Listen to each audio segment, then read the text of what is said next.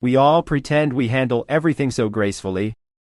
We really do put on quite the show for strangers.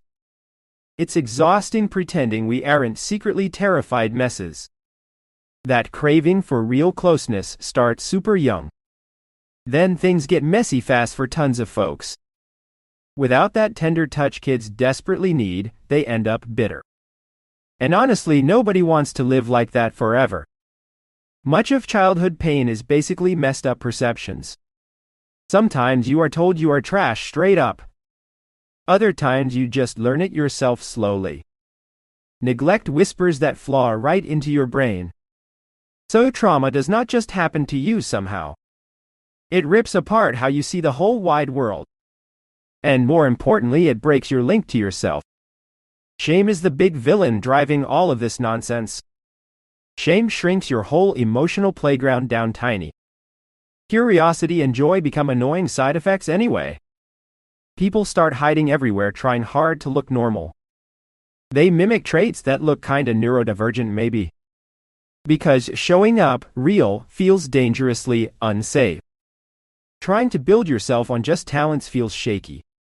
Being great at baking isn't the same as being okay. A trophy case doesn't fix broken heart stuff. My drum solo used to prove I existed back then. But eventually that noise couldn't fill the quiet space. Neurodivergence is mostly biological, obviously. Yet masking under pressure feels totally similar to trauma response. Both groups gotta wear masks to survive the routine. Old school schooling made conformity a nightmare zone. Those forced separations pile on extra heavy weight. Forget giant scary explosions for a sec. Quietly toxic homes hurt just as badly sometimes. Emotional distance burns almost as hot as actual yelling fits. Anxiety shows up pretty much no matter the root cause. Why can't we just talk about the important stuff? Often dodging depth is just a clever shield kicking in.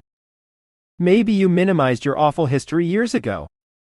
Or maybe you dissociated from the mess altogether. Parents set the tone for how realness functions. Some houses operate with total situational instability. One moment sweet, another instant pure panic attack vibes. Abusive perception is just weird environmental scripting. Did you learn to stay glued firmly to the surface layer? Were you trained to blend seamlessly without speaking truth?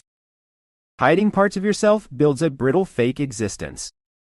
Group work forces you to rip off those protective layers. Mapping out crazy family webs demands brutal, honest staring. Real breakthroughs come from letting yourself be radically visible. Defensiveness pops up when we blame mom instead of owning our scars. Change takes guts, meeting those ancient programming habits head on. Healing usually settles inside you, not magically fixed by outsiders. Ultimate victory is knowing you deserved love long ago.